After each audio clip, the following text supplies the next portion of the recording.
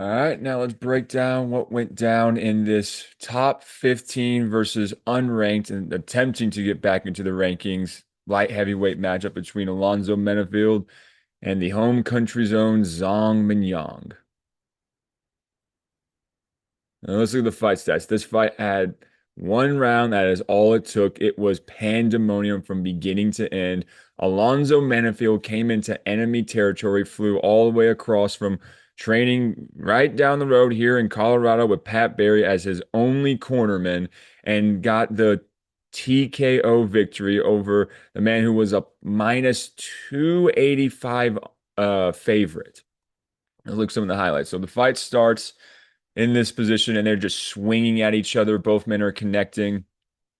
Then you're just looking at this picture and it's like he's just throwing wild bombs that aren't even like like making contact with his opponent, but they're still leading you on to know that somebody is going to go down eventually. And both of them are just landing punches at the same time, connecting. Both of them are throwing strikes and taking one to the chin at the same time. And yeah, both of them just keep throwing at each other more and more. And then here comes the finishing sequence, the uppercut inside the clinch, followed by the straight, like right cross to the temple as he's retreating. And then here is the final blow, the left hook that goes right on the chin, sends it all the way across his neck, drops him to the floor. Mark Goddard's right there on top of it. He falls up, and that is it. Mark Goddard steps in, and Alonzo Menefield is your winner by first round TKO. Gets the referee official decision.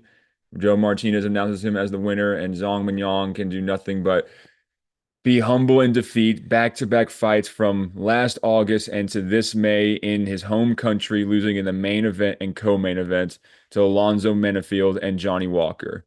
And now we get to the interview with Michael Bisping, and Alonzo Menefield went straight into it and says he wants somebody in the top 10. I think it makes perfect sense for him and Dominic Reyes to fight with the connection with him in Forest MMA, but a lot of other options are potential there as well.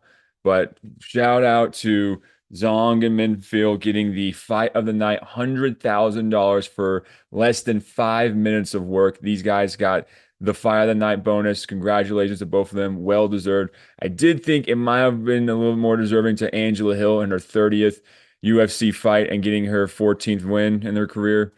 But let's take a look lastly at these rankings, and that is the top 15 of the UFC light heavyweight division. And right there at the bottom, the last two men to have TKO victories over Zhang Mingyang are Johnny Walker and Alonzo Menefield. And right outside of those numbers is somewhere below them is obviously Zhang. And it sucks for him that he was once in the rankings after retiring Anthony Smith, but that is not anything to be in the rankings today in time. So it's all about what you've done for me lately. And right now, it's just taking back-to-back losses. And for Alonzo, good for him to get back in the win column after taking a loss to the number 9 ranked light heavyweight in Volkan Oezdemir. So there's Bogdan Guskov. We still don't know if he's going to fight Jan Blachowicz, and that fight's ever going to happen again after their draw.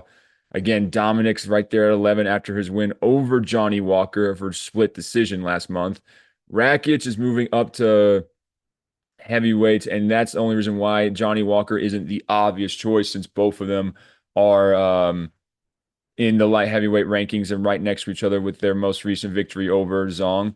But Johnny's going up to heavyweight to take on Ante Dalia. Rakic is going up to take on Marcin Tybura. Krylov is welcoming uh, Robert Whitaker in 2 months at the UFC 329.